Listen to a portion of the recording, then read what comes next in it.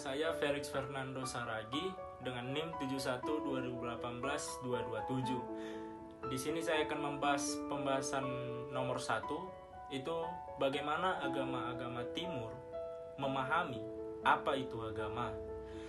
Jadi agama-agama timur itu memahami suatu agama itu bukanlah seperti adanya sistem di dalamnya, di mana agama itu harus memiliki kewajiban-kewajiban tertentu yang harus dituruti, yang harus dilakukan, diikuti di dalam agama itu. Melainkan agama itu ialah suatu kebajikan yang harus dilakukan dalam sehari-hari. Jadi ajaran di dalam suatu agama, menurut agama-agama timur, itu kebajikan-kebajikan yang harus dilakukan oleh orang-orang pada setiap harinya, baik terhadap orang lain ataupun terhadap dirinya sendiri. Shalom, Ibu dosen, kakak asdos dan teman-teman sekalian. Nama saya Yobel Cipanyu Sitohang, NIM 712018-050. Di sini saya akan menjelaskan mengenai esensi peradaban di timur. Nah, peradaban timur terdiri dari dua negara bagian, yaitu di India dan di Cina. Kita masuk ke India terlebih dahulu. Di India, mereka memiliki pemahaman sebagai segala sesuatu merupakan hal yang tidak pasti. Mereka juga memiliki pemikiran bahwa dunia ini merupakan hanyalah sebuah ilusi. Jalan menuju keselamatan hanya dengan cara peniadaan sebuah keinginan. Bagi mereka, keinginan merupakan segala sesuatu yang dapat mengakibatkan hal yang buruk ataupun frustasi. Mereka hidup cenderung lebih pasif daripada aktif, karena bagi mereka lebih baik kita berbuat daripada berada. Karena bagi mereka berada merupakan hal yang tidak berwaktu. Nah, konsep waktu bagi mereka di sini merupakan konsep yang tidak terlalu penting dan merupakan ilusi sebuah kenyataan. Kita masuk ke Cina. Di Cina, keinginan merupakan sesuatu hal yang wajar. Jikalau ada keinginan yang dapat membuat kebaikan maupun kebajikan, maka itu harus dilanjutkan dan didukung. Sikap hidup dalam masyarakat di Cina cenderung lebih aktif dan pasif, karena itu merupakan sesuatu yang alamiah. Konsep waktu bagi mereka lebih percaya pada konsep waktu yang terjadi pada saat sekarang ini. Ciri khas peradaban timur di Cina merupakan saling ketergantungan antar umat manusia. Oleh karena itu, umat manusia harus bekerja sama untuk mencapai satu tujuan. Terima kasih. Pada bagian ketiga ini, kita akan membahas tentang Rambu Solo, yaitu suatu ritual keagamaan pada aliran kepercayaan Aluk Tudolo yang ada di Sulawesi atau Toraja. Rambu Solo merupakan suatu ritual kedukaan atau kematian yang dipercayai para penganutnya bahwa roh-roh orang meninggal, roh-roh atau arwah-arwah itu akan tetap hidup dan mereka hanya berpindah ke dunia roh, yaitu yang disebut dengan puyah. Dalam ritual ini mereka akan mempersembahkan korban mulai dari kerbau dan binatang lain, dan ini memperlihatkan juga tentang kasta atau strata orang yang telah meninggal itu begitu. Dan yang kedua, kami akan merelevansikan Aluk Tudolo ini dalam poin-poin yang sudah ditentukan, yaitu poin 1 sampai 3 itu merupakan pribadi. Saya akan merelevansikan tentang yang ilahi. Aluk Tudolo percaya bahwa yang ilahi itu ada, atau yang kita sebut dengan Tuhan, yaitu yang disebut dengan Puang Matuah. Puang Matuah ini juga adalah pencipta dari segala sesuatu.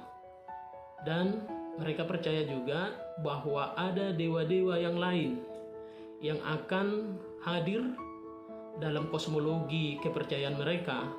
Yang pertama itu Dia Tanggana Langi, yaitu bertugas untuk memelihara segala ciptaan yang ada di langit. Dan yang kedua, Dia Tapong Bagirante, yaitu dewa yang bertugas memelihara ciptaan yang ada di atas bumi.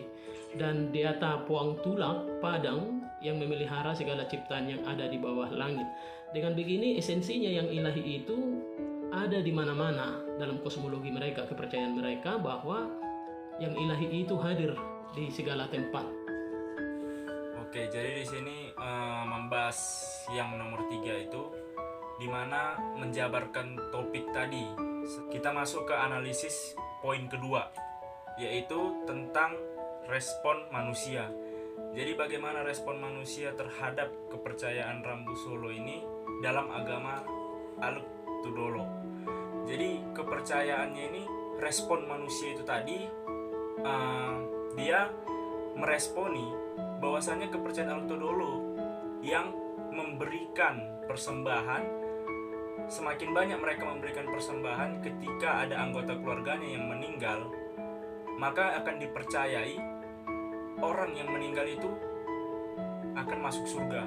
Jadi mereka itu lebih yakin, semakin banyak mereka memberikan persembahan itu, hewan kurban itu, maka mereka makin yakin kalau keluarga yang meninggal tadi akan masuk surga. Jadi responnya ya mereka akan memberikan kurban hewan-hewan tadi, apakah sapi, sebanyak-banyaknya, atau mungkin yang bisa dibilang supaya meyakinkan mereka bahwasannya meninggalnya keluarga mereka tersebut telah sampai ke surga itu tadi. Baiklah teman-teman, di sini saya akan menjelaskan mengenai esensi Rambu Solo dengan pola keinginan. Mereka mempercayai bahwa roh tetap akan hidup dan akan berpindah ke tempat roh yang baru atau dunia roh yang baru dan yang lebih baik lagi. Jadi di sini mereka menginginkan roh para leluhur mereka untuk berpindah ke tempat roh yang baru dan tempat roh yang lebih baik lagi. Baiklah, penjelasan selanjutnya akan dijelaskan oleh teman saya. Yang keempat, kita akan membahas tentang keseimbangan dan keselarasan. Keseimbangan dan keselarasan ini dipandang bahwa manusia itu diciptakan setara dengan ciptaan yang lain. Manusia itu setara dengan alam, maka manusia harus merawatnya. Jadi manusia itu tidak menjadi suatu yang lebih tinggi dari ciptaan lain. Yang kelima, tentang relasi dalam kehidupan keagamaan. Dalam agama Timur pada umumnya membicarakan tentang waktu. Ada waktu, yaitu adanya waktu sekarang dan tidak ada waktu yang akan datang begitu. Maka dalam prinsipnya realisasi keagamaan itu, bagaimana mereka menghidupi nilai-nilai keagamaan itu dalam proses keseharian yang harus dihidupi sebaik mungkin dan sesempurna mungkin. Dan yang keenam, poin tentang perbedaan adalah hal yang harus dirayakan. Bagaimana manusia memahami perbedaan merupakan suatu hal yang tidak perlu dipertentangkan begitu, karena manusia itu memiliki esensi dan kekuatannya masing-masing, sehingga mereka lebih condong kepada perbuatlah perbuatanmu sesuai dengan apa yang dikehendaki oleh agamamu begitu. Apa yang mencerahkan bagi saya itu ialah pemahaman saya sendiri tentang keberadaan Tuhan itu tadi. Bahwasannya saya berpikir dulunya itu mereka itu tidak memiliki Tuhan, namun setelah saya belajar ini saya tercerahkan bahwasannya mereka memiliki Tuhan. Seperti agama Konghucu yang saya pikir tidak memiliki Tuhan, ternyata mereka memiliki Tuhan yang dinamai Tian. Dan kemudian yang menginspirasi saya itu adalah ajaran-ajaran dari agama-agama Timur itu, yang dimana mereka harus melaksanakan kebajikan-kebajikan di dalam hidup mereka sehari-hari. Setelah mengikuti dan mempelajari mata kuliah agama-agama Timur ini, saya mendapatkan hal-hal yang baru dan sangat menarik, terutama dalam peradaban di Cina. Mereka memiliki pemahaman agar kita saling berbuat baik sesama manusia. Jikalau kita berbuat baik, maka balasannya akan baik. Sebaliknya, jikalau kita berbuat buruk kepada orang, maka balasannya juga buruk. Oleh karena itu, banyak sekali kita temui orang-orang Cina di belahan dunia ini, karena mereka memahami bahwa kita semua harus saling bekerja sama untuk mencapai satu tujuan. Terima kasih. Hal yang baru yang dapat kita lihat dari agama-agama Timur yaitu tentang pengelolaan batin. Dengan pengelolaan batin, seseorang dapat menguasai diri dan menekan keinginan-keinginan, dan ini menunjang nanti bagaimana dia merefleksikan agamanya itu dengan nilai-nilai kehidupan sehari-hari. Kira-kira disitulah. Terima kasih.